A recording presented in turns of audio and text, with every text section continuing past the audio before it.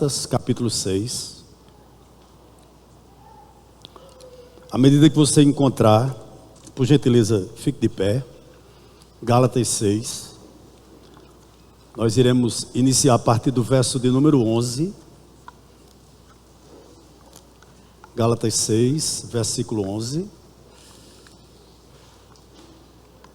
Nós iremos pensar sobre o seguinte tema na noite de hoje: glorie-se na cruz. Glorie-se na cruz.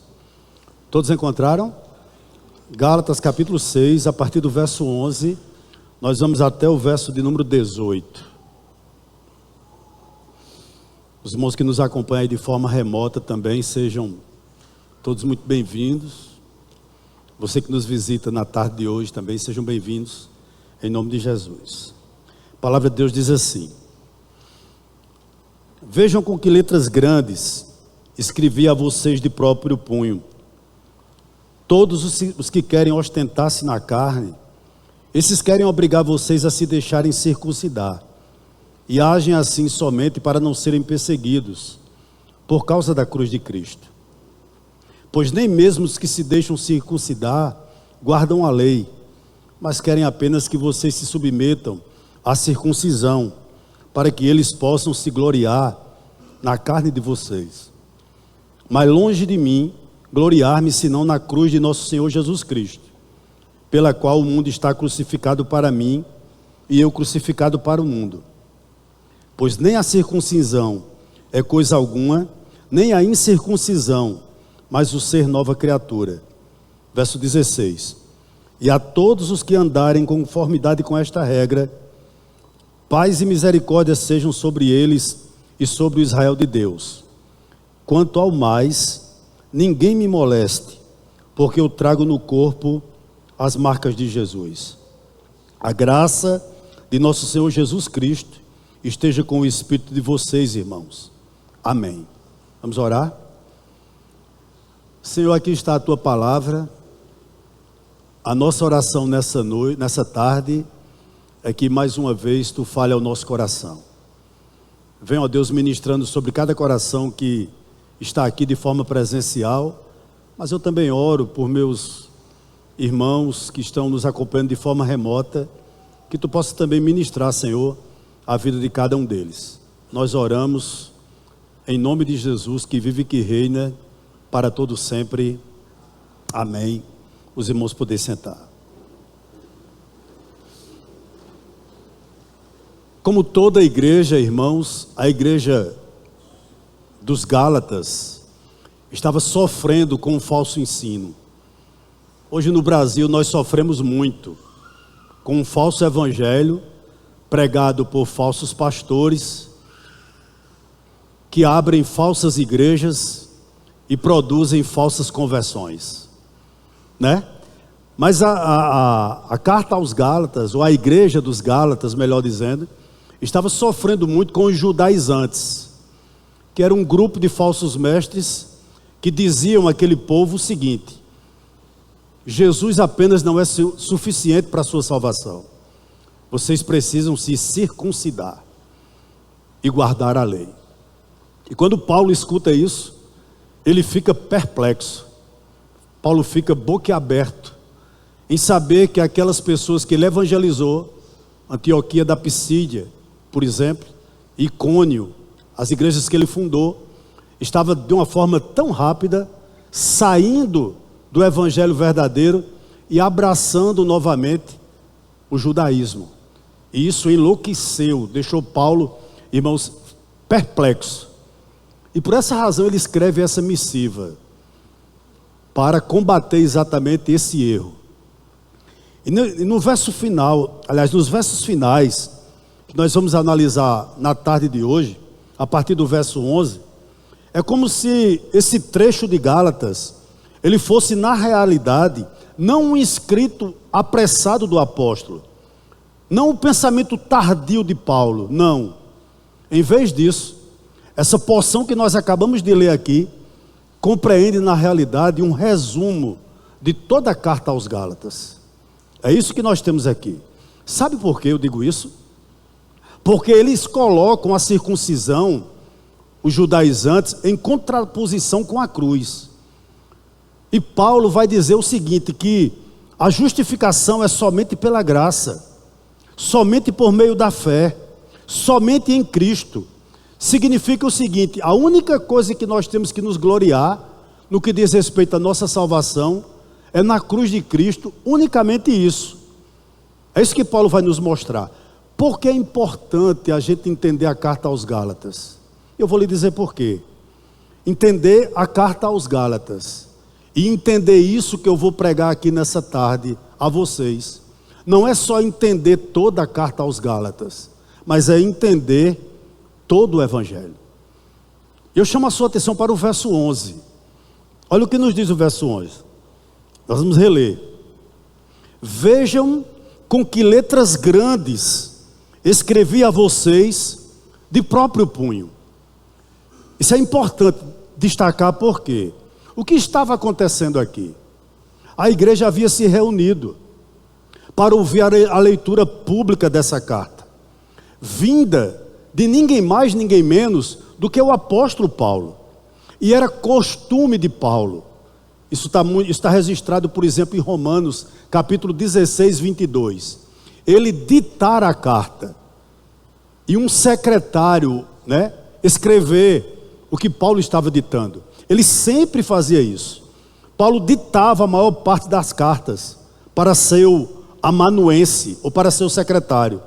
Porém, quando ele ia terminar a carta aos Gálatas, é como se Paulo pedisse a pena, pedisse a caneta àquele secretário e dissesse o seguinte: o final eu vou escrever de próprio punho. Sou eu que vou terminar a carta. Talvez adicionando o seu autógrafo, para que pudesse dar mais autoridade a essa carta, a esse documento, que seria o selo de sua autoridade apostólica. E ele escreve em letras garrafais. A partir do verso 11 em diante, a escrita torna-se enorme. Paulo escreve em letras garrafais. E há duas possibilidades para isso. Há um grupo que defende o seguinte, que Paulo tinha sérios problemas de visão, que Paulo tinha sérios problemas de vista, e por essa razão ele escreve o final dessa carta e assina essa carta em letras garrafais. Mas há um segundo grupo, que eu sou mais propenso a ele, há uma segunda interpretação que diz o seguinte: Paulo, ele dá ênfase redobrada ao que ele está escrevendo, e por essa razão ele termina essa carta com letras garrafais.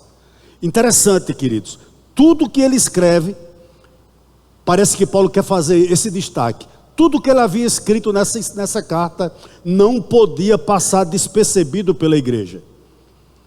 Era uma mensagem vital para a igreja dos Gálatas, como também uma mensagem vital, 2000 anos depois, para mim e para você.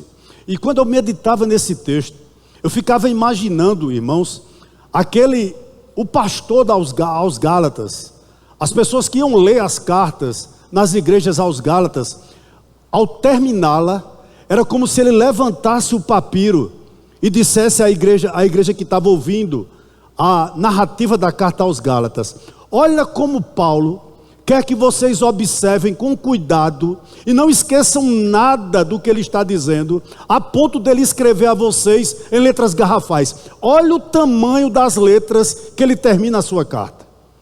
Veja a importância que Paulo dava ao evangelho puro, ao Cristo crucificado na cruz, e não às obras da lei.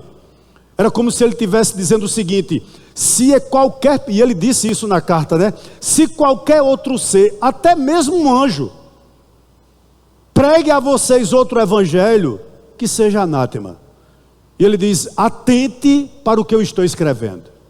E por que Paulo está tão, irmãos, digamos assim, preocupado?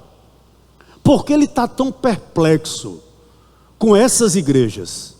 Eu vou lhe dizer por quê. Porque não é fácil você ensinar, você discipular, você exortar, você mostrar a beleza do evangelho e o povo se voltar para a escravidão. Isso, de uma certa forma, destrói o coração de um pastor. E Paulo era um pastor preocupadíssimo com a salvação das suas ovelhas. Olhe para o verso 12, o que ele nos diz. Verso 12 de Gálatas 6. Todos os que querem ostentar-se na carne, esses querem obrigar a vocês a se deixarem circuncidar. E agem assim, somente para não serem perseguidos, por causa da cruz de Cristo. Esse verso, ele nos apresenta a primeira razão que levou Paulo a escrever a carta aos Gálatas. E qual seria? Os judaizantes, os falsos mestres, vindo muito provavelmente de Jerusalém, eles alegavam crer nas boas novas sobre Jesus. Irmãos, esses falsos mestres tinham Bíblia na mão. Esses falsos mestres pregavam sobre a cruz. Esses falsos mestres pregavam sobre o túmulo vazio. Eles acreditavam na crucificação. Eles acreditavam na ressurreição. Mas também eles ensinavam uma coisa que era trágica para qualquer rebanho. Veja bem, qual era o problema desses mestres? Eles diziam que a circuncisão era ainda um pré-requisito para a salvação de todos aqueles que estavam ouvindo o evangelho através da boca de Paulo. Eles evangelizavam mais ou menos assim, como Atos 15:1. Se não vos circuncidardes, segundo o costume de Moisés, não podeis ser salvos. Qual é o problema? Qual era o problema desse tipo de ensino? O problema desse tipo de ensino é que eles ensinavam a cruz mais a circuncisão. E por gentileza, abra seus ouvidos para o que eu vou dizer aqui. O evangelho, para que o evangelho seja o evangelho, a cruz tem que estar sozinha. Eu vou repetir. Para que o evangelho seja o genuíno evangelho, a cruz tem que estar sozinha. Não é a cruz mais a circuncisão. Não é a cruz mais o sábado, como crê os adventistas. Não é a cruz mais as boas obras, como crê o espiritismo. Não é a cruz mais Maria, como crê os católicos. Não é a cruz mais o purgatório. Não é a cruz mais a palavra do Papa. É somente a cruz que pode, irmãos, verdadeiramente refletir o amor de Deus por você. Somente Jesus e nada mais. É isso que salva. E Paulo pregava e não abria mão desse ensinamento. Me permita um parênteses aqui nessa tarde.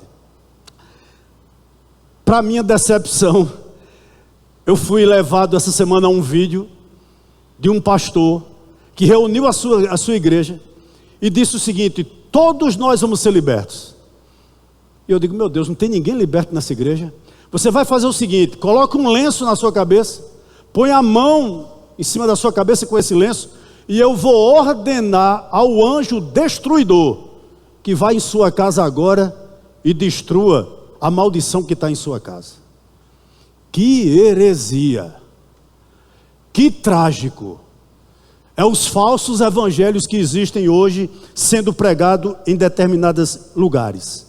Muitas vezes, irmãos, as pessoas se dizem convertidas, mas trazem na sua bagagem tudo, menos Cristo. E às vezes Cristo e mais alguma coisa. Seja circuncisão, seja boas obras, seja uma toalhinha, seja o que for. E esse tipo de evangelho não é na realidade o evangelho. Mas uma pergunta para vocês, com base no verso 12. Por que eles faziam isso? Por que esses falsos mestres faziam isso? É uma boa pergunta para a gente responder aqui. E Paulo diz por quê? Para não serem perseguidos. É o que o verso 12 nos diz. Olhe para ele por gentileza. Vou repeti-lo. Verso 12 de Gálatas 6. Todos os que querem ostentar-se na carne, esses querem obrigar a vocês a se deixarem circuncidar.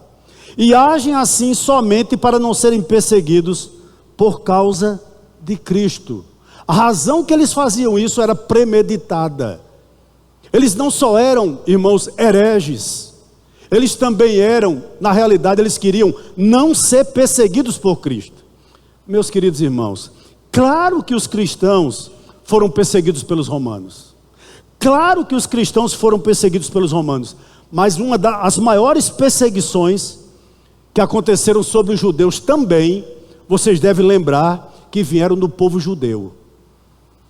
Estevão foi perseguido pelos judeus. O próprio apóstolo Paulo, antes de convertido, ele arrastava os cristãos para fora das suas casas. E interessante, no fundo, esses falsos mestres, eles queriam evitar a perseguição. Eles estavam com medo de serem perseguidos por cultuarem a Deus com gentios incircuncisos. Na realidade, eles estavam pensando assim: isso que Paulo está pregando vai levantar contra nós sérias perseguições. E nós queremos servir a Cristo, mas queremos servir do nosso modo, sem sermos incomodados, sem sermos perseguidos, sem perder alguma coisa. Esse era o grande medo deles, irmãos.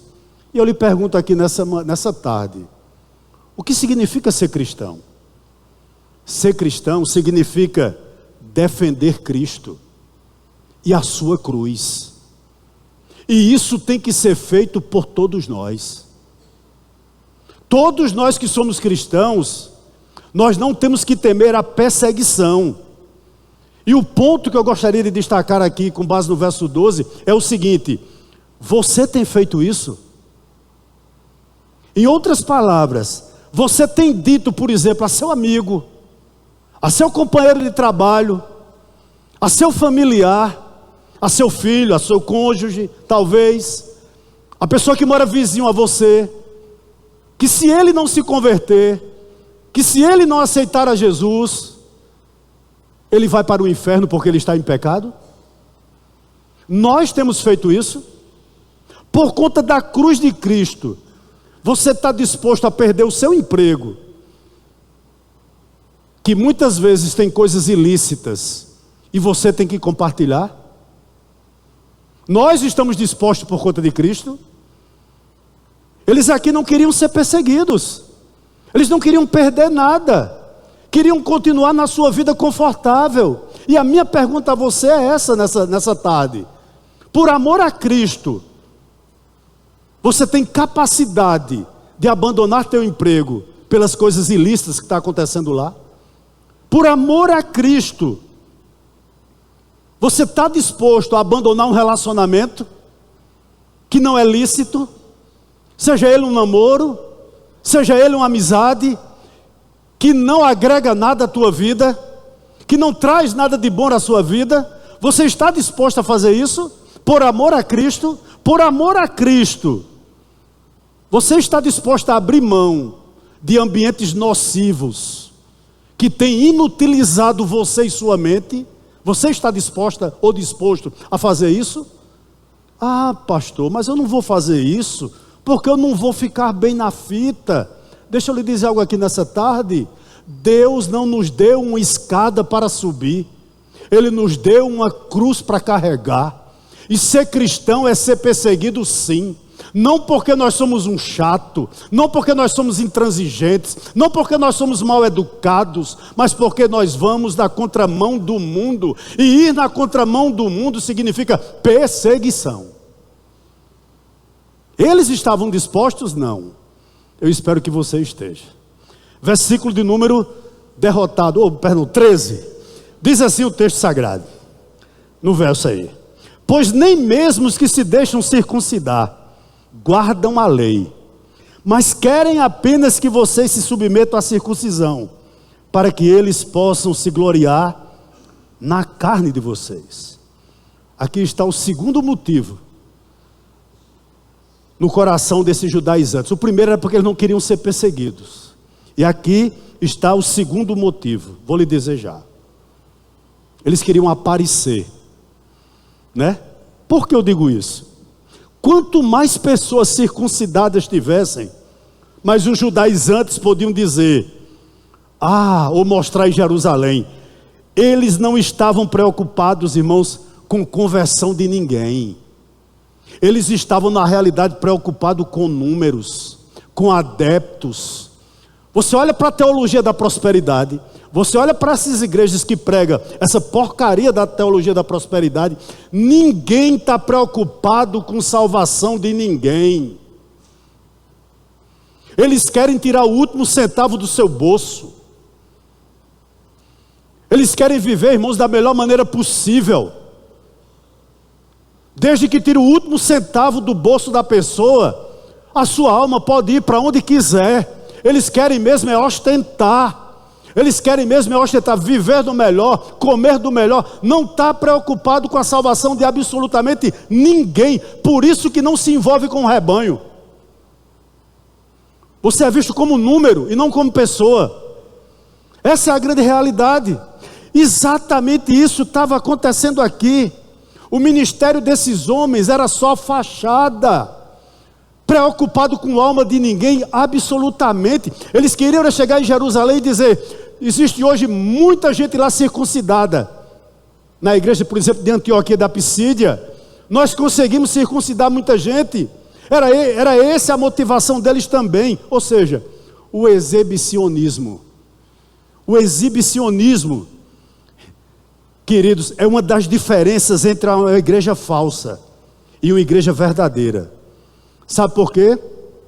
É isso que as igrejas almejam, quando ela busca apenas divertir, mais do que edificar. Elas querem se exibir, mostrar a quantidade de membros que tem, mas não estão preocupadas se as pessoas são salvas ou não.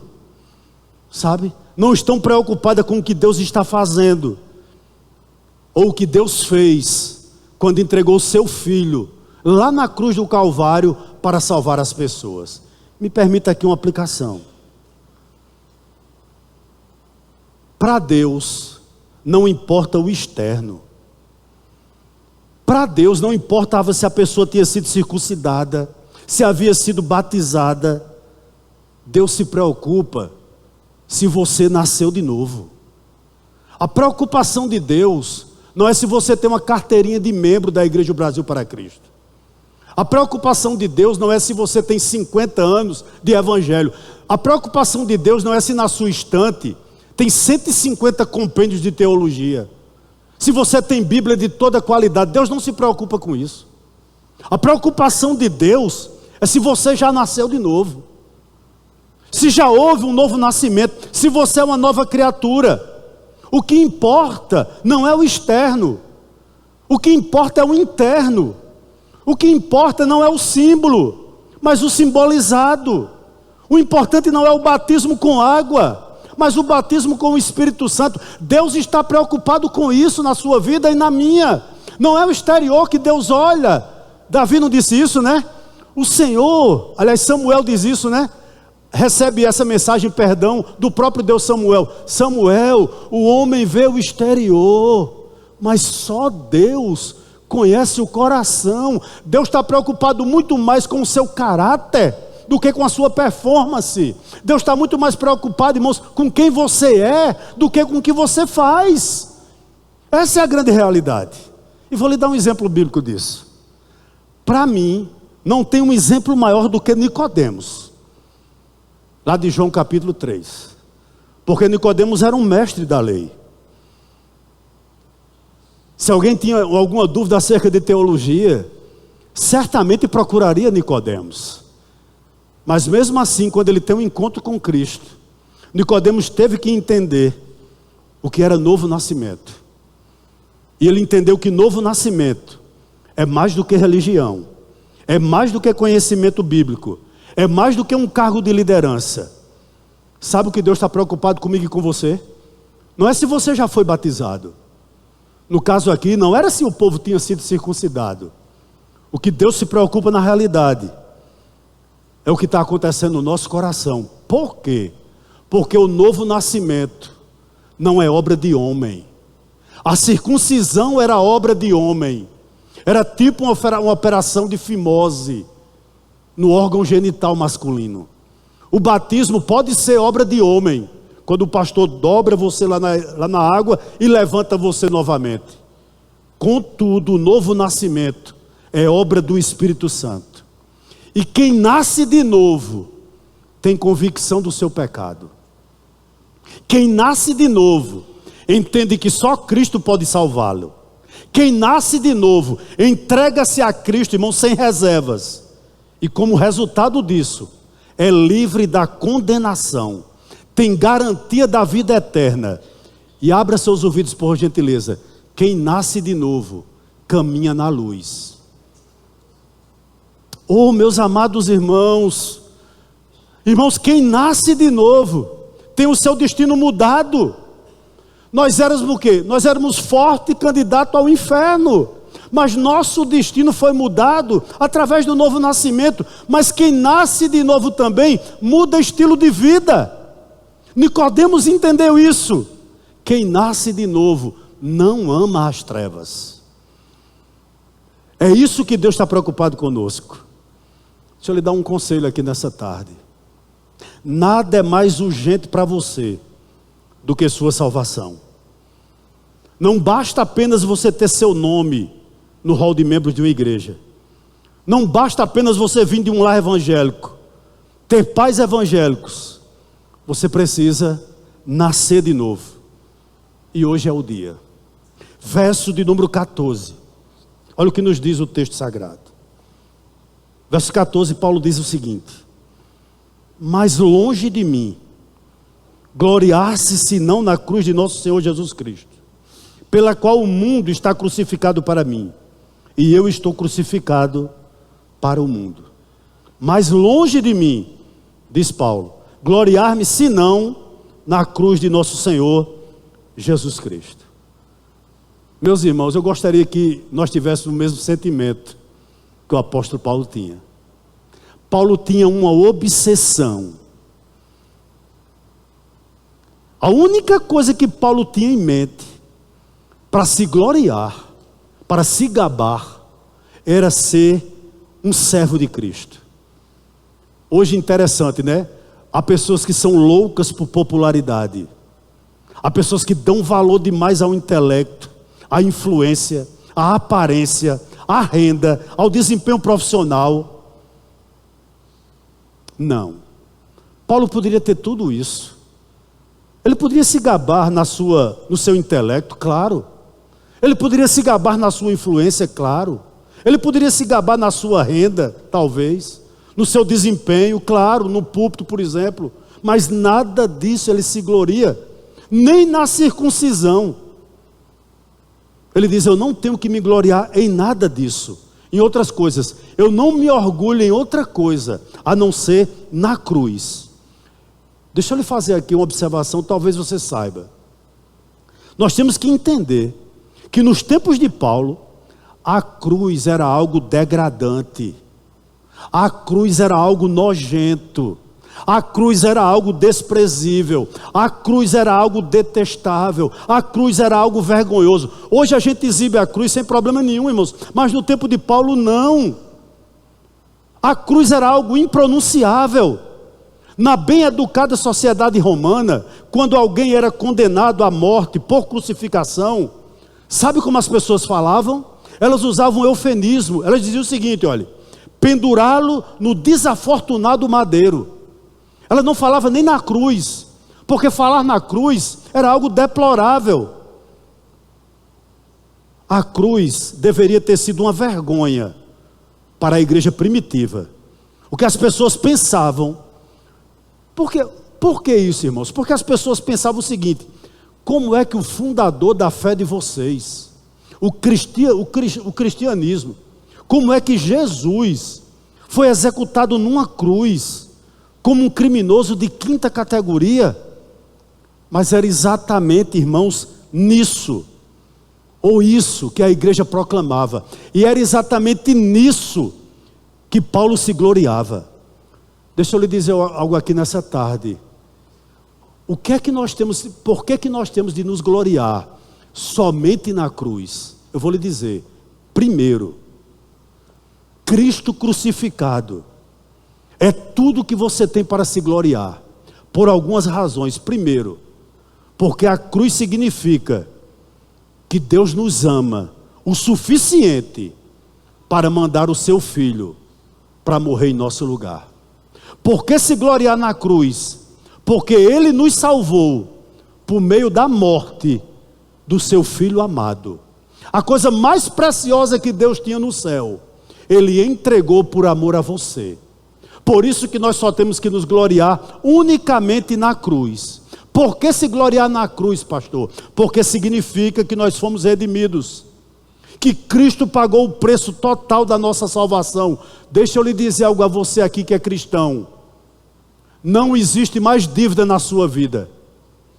Todo escrito de dívida que existia sobre você foi pago lá naquela cruz. Você não deve absolutamente mais nada ao Deus Todo-Poderoso. Cristo já pagou. Por isso nós temos que nos gloriar. Significa perdão também de todos os nossos pecados. Em outras palavras, porque eu me glorio na cruz? Porque Cristo é o sacrifício expiatório que levou toda a nossa culpa. Nós fomos justificados e agora somos tidos como justos diante dos olhos de Deus. Você é assim? Amém. Mas deixa eu lhe dizer uma coisa nessa tarde. O verso 14, atente para ele por gentileza. O verso 14, você tem que perceber que há uma crucificação aqui tripla a ser considerada.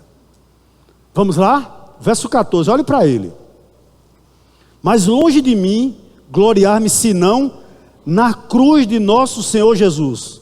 Paulo está dizendo que Cristo foi crucificado na cruz. Primeira crucificação. Segunda, pelo qual o mundo está crucificado para mim. Terceira, e eu estou crucificado para o mundo. São 3 crucificações. A de Cristo, a do mundo para você e a de você para o mundo. O que é que Paulo está dizendo aqui? Quando Cristo foi crucificado, você que é cristão, foi crucificado com Ele. De modo que o mundo já não existe para você. Mas me permita uma coisa aqui nessa tarde. Que mundo é esse? O mundo aqui, queridos, são todos os valores, são todos os prazeres desenfreados da época presente. Se você está crucificado com Cristo, o que esse sistema aí, sem freio, longe de Deus faz, não chama a sua atenção. Você não se envolve com ele. Porque Paulo está dizendo que o mundo já morreu para nós, foi crucificado, e nós também já fomos crucificados com ele. Em outras palavras, assim como nós devemos crucificar a carne, nós também temos que crucificar o mundo. E deixa eu lhe dizer algo aqui para você, um conselho aqui nessa tarde. A sua velha natureza está crucificada, mas ela vai todos os dias tentar tirar os cravos. Todos os dias ela vai querer descer e vai querer lhe dar ordem. Deixa eu lhe dar um conselho: não permita que ela respire por aparelhos. Não permita que ela tire a cruz, aliás, os cravos da cruz, e desça. Todos os dias crucifique o velho homem. É aquele homem que está sempre dentro de você, crucifica. Ele vai querer dar ordem ao novo homem. Ele vai querer descer da cruz e vai querer ir de encontro à palavra do Senhor. Mate-o todos os dias. Mate-o todos os dias. Eu já disse aqui, né? Mas eu gosto demais dessa frase de Lutero. Porque Lutero, ele pensava que se ele fosse batizado, tudo estava resolvido. Ele disse o seguinte: eu pensei que no batismo, o meu velho homem havia morrido, mas eu descobri que o desgraçado sabe nadar. Está entendendo? É exatamente isso que acontece com a gente. Nós temos que crucificá-lo todos os dias. E é isso que Paulo está nos dizendo aqui. E deixa eu lhe dizer uma coisa aqui nessa tarde. É por causa que você não é mais atraente. Ou seja, é por conta que você crucificou o mundo. É por isso que em certos lugares você já não é mais bem visto. Quando tem festa com álcool na sua família, Lhe convidam? Por que não lhe convidam? Porque você é diferente.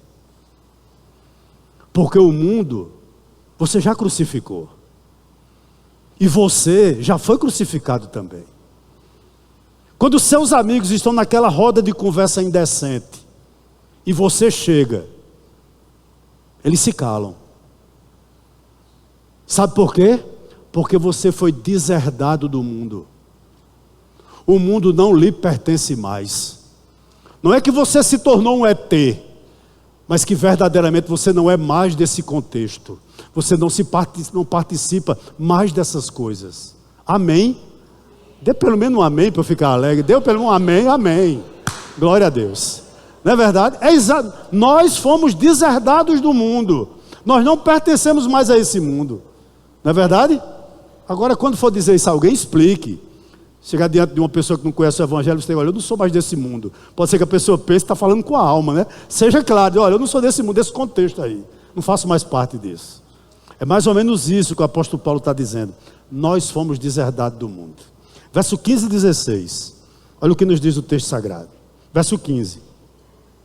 Pois nem a circuncisão é coisa alguma, nem a incircuncisão, mas o ser nova criatura. E a todos que andarem em conformidade com esta regra, paz e misericórdia sejam sobre eles e sobre o Israel de Deus.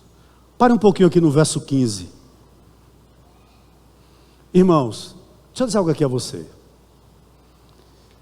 Batismo não muda ninguém.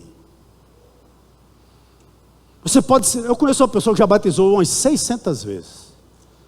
É a mesma pessoa, não mudou nunca, era para ter saído melhor, né? Sai pior do que entra na água, parece. Eu não sei o que aquela água tem. Vai se batizar umas 700 daqui para eu morrer, eu acredito. Todo batismo, fulano está lá. Batismo não muda ninguém. O que muda é novo nascimento. Por isso, eu não sei por quem você luta. Talvez você lute por sua mãe, pela conversão. Talvez você lute por seu irmão. Talvez você lute por seu cônjuge. Deixa eu lhe dar um conselho. Não peça para que ele se batize, não. Peça assim, olha. Senhor, alcança o coração. Porque se Deus alcançar o coração, o comportamento muda. É isso que Paulo está dizendo aqui no verso 15, olha. Pois nem a circuncisão é coisa alguma, nem a incircuncisão, mas o ser nova criatura. Louvado seja o nome do Senhor. Verso 16. Olha o 16. E a todos que andarem em conformidade com essa regra, paz e misericórdia sejam sobre eles e sobre o Israel de Deus. Verso 16. Queridos, e a todos que andarem em conformidade com essa regra. Que regra é essa? Paulo está dizendo, e a todos que acreditarem no que eu prego, né? E a todos que andarem de acordo com a doutrina dos apóstolos, a paz e a misericórdia alcançará eles. Deixe-me lhe dizer algo aqui a você. Ninguém, absolutamente ninguém, tem paz vivendo em pecado. Não conheço. Não conheço. E Paulo diz, quando nós andamos conforme a palavra do Senhor, meus irmãos, nós temos paz. O mundo está pegando fogo, não é verdade? Mas quando você tem Cristo, você tem paz. Amém? Você tem, como é bom dormir em paz, irmãos. Colocar a sua cabeça no travesseiro e conseguir dormir em paz. Tipo assim, eu não tenho prata, eu não tenho ouro, eu não tenho muita coisa para deixar para meus filhos. Isso já é uma mensagem subliminar para eles que estão aqui, tá certo? Mas eu durmo em paz, né? E quando você lê a Bíblia, você sabe também que Deus foi misericordioso com você. É ou não é? Quem era você? Ei, quem era eu e você? Nós éramos miseráveis. Vivíamos sem Deus e sem Cristo no mundo. É ou não é verdade?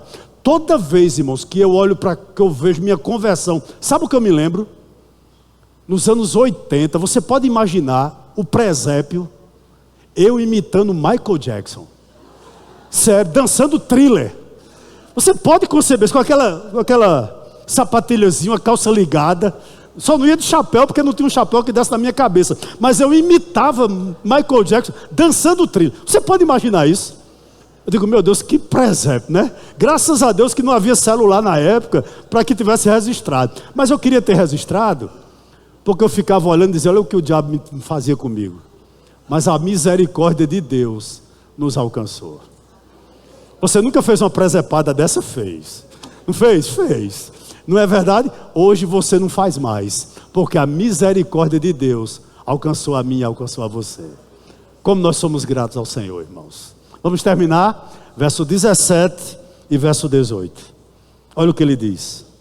Quanto ao mais, ou seja, enfim, né? Ninguém me moleste, porque eu trago no corpo o quê? As marcas de Jesus. Que marcas eram essas que Paulo trazia? Pastor Jorge está aí, é? Não, irmão Gledson. 2 Coríntios 11, do 23 ao 25. Paulo diz o seguinte, vou repetir o verso 17. Quanto ao mais, ninguém me moleste, porque eu trago no corpo as marcas de Jesus. Olha que marcas eram essas. Nós vamos ler do 23 ao 25. O verso 23 diz o seguinte. São ministros de Cristo, falando como se estivesse fora de mim. Afirmo que sou ainda mais.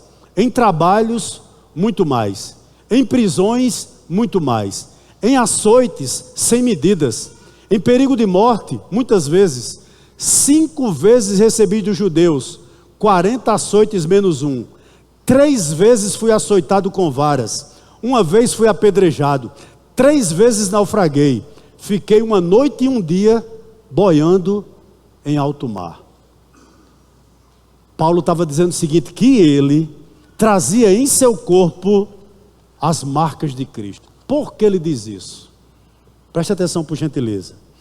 Na época de Paulo, as pessoas costumavam ter tatuagens no corpo, para indicar que pertenciam a determinada divindade, ou a determinada instituição. As pessoas se tatuavam já na época de Paulo, né? Os escravos eram tatuados com o nome do seu senhor. Os soldados eram tatuados com o nome do seu batalhão. Os judaizantes aqui traziam uma espécie de tatuagem, a circuncisão, como prova que pertenciam a Deus. Interessante que Paulo diz o seguinte, eu também sou tatuado. Eu fui tatuado também, mas com varas dos judeus, com os chicotes dos romanos. Por quê?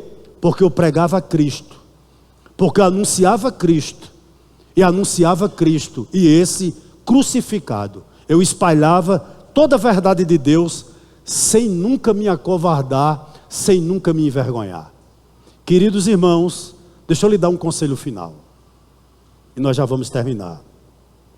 Não se envergonhe de Cristo. Não se envergonhe de Cristo.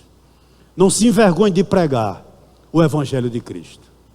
Não se envergonhe no seio da sua família, de você dizer, eu sou crente, eu sou cristão, eu sirvo ao Deus vivo. Não se envergonhe.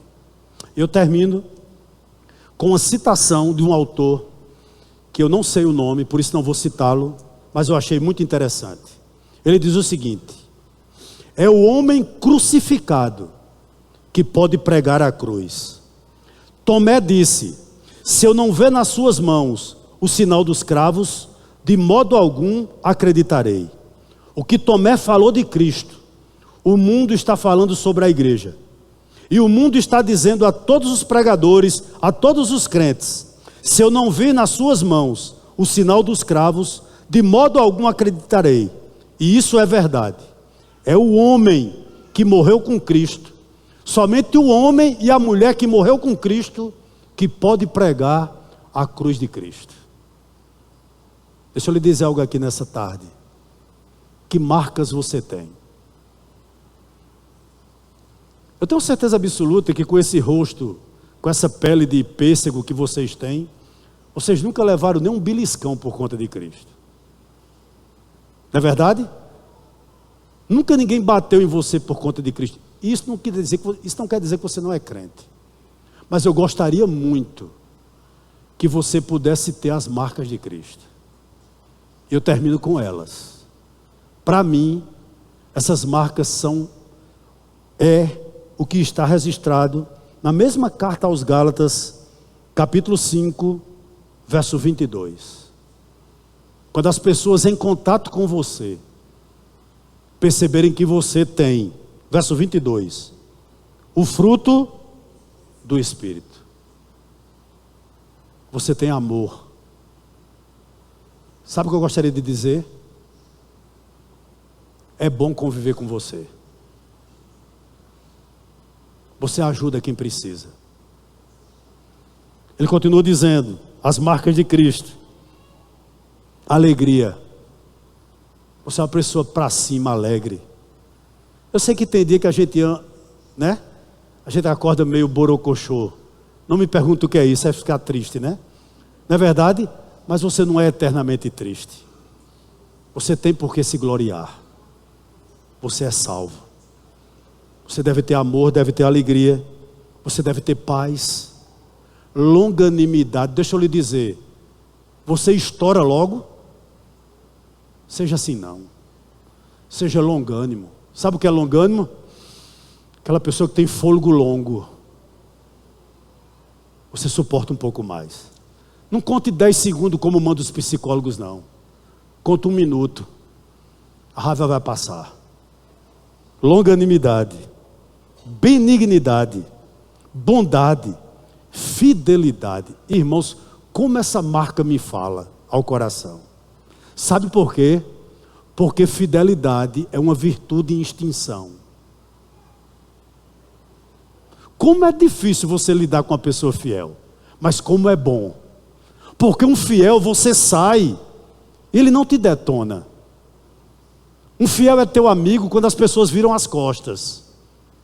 Um fiel é teu amigo a ponto de fazer o seguinte, de lhe repreender em particular, mas lhe defender em público, porque ele é fiel. Fidelidade, mansidão, domínio próprio. Contra essas coisas não há lei. Não há lei. Não é bom você lutar com essa pessoa. Ei, como é bom você conviver com uma pessoa equilibrada. Domínio próprio, uma pessoa moderada. Vem um turbilhão de problema para ela, ela diz, eu não vou resolver agora não. Né? Eu vou ter que ter equilíbrio, eu vou ter que ter moderação, eu vou ter que ter autocontrole, depois a gente conversa. Paulo diz que contra essas coisas não há lei. Você tem isso? Eu espero que sim, porque isso é marca de quem é salvo. Esse fruto do Espírito, ele tem que estar em alguma medida, uns mais, outros menos, distribuído naquela pessoa que se diz cristã. Amém? Que Deus abençoe vocês na tarde de hoje, em nome de Jesus.